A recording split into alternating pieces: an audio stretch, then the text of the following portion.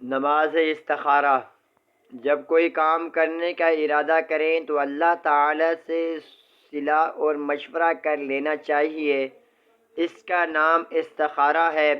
حدیث شریف میں اس کی ترغیب دی گئی ہے اور نبی کریم صلی اللہ علیہ وسلم نے فرمایا کہ اللہ تعالی سے صلاح نہ لینے والا اور استخارہ نہ کرنا بدبختی اور کم نصیبی کی بات ہے۔ کہیں منگنی یا شادی کریں یا سفر میں جانے کا ارادہ کریں تو استخارہ کر لیں، انشاءاللہ نتیجہ بہتر ہوگا۔ استخارے کی نماز کا طریقہ یہ ہے کہ پہلے 2 رکعت نماز نفل پڑھیں، نماز کے بعد یہ دعا خوب دل سے پڑھیں: اللہم انی استخیرک بعلمک واستقدرک بقدرتک واسألک من فضلک العظیم فإنک تقدر ولا اقدر وتعلم ولا اعلم وانت علام الغیوب اللہم ان کنت تعلم ان هذا الامر خیر لی فی دینی ومعاشی وعاقبت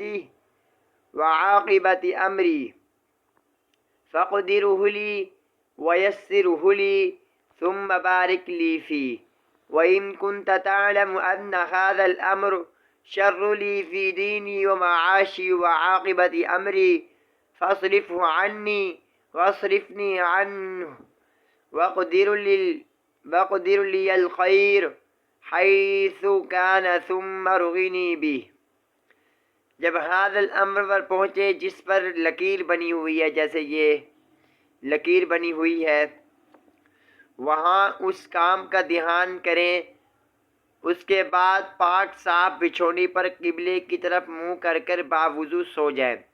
جو کام آپ کرنا چاہتے ہیں، مثال کاروبار کرنا چاہتے ہیں، سفر میں جانا چاہ رہے ہیں، کسی کے گھر مہمان بن کے جانا چاہ رہے ہیں، یا کوئی بھی ایسا کام کرنا چاہ رہے ہیں جس کی آپ کو ضرورت ہو، تو وہ کام دھیان میں رکھیں جہاں پر لکیر آئی ہے، ان ھذا الامر۔ اگر خواب میں سفید یا سبز رنگ نظر آئے تو وہ کام کریں، انشاءاللہ بہتر رہے گا، اور سرخ یا سفید رنگ دیکھے تو اس کام پر پرہیز کرے، اور اگر کچھ بھی نظر نہ آئے تو سو کر اٹھنے کے بعد جو بات دل میں مضبوطی سے آئے وہی بہتر ہے اس عمل کے لیے۔ اللہ پاک ہم سب کو نماز استخارہ اور اللہ تعالی سے مدد اور مشورہ لینے کی توفیق عطا فرمائے۔ آپ زندگی میں ہر کام سیکھنے سے آتا ہے، ایک دن کے اندر صرف 3 سے 4 منٹ کا درس ہوتا ہے، اس میں کوشش کیا کریں جڑنے کی۔ اللہ پاک ہم سب کو عمل کی توفیق عطا فرمائے۔ وآخر دعوانا الحمدللہ رب العالمین۔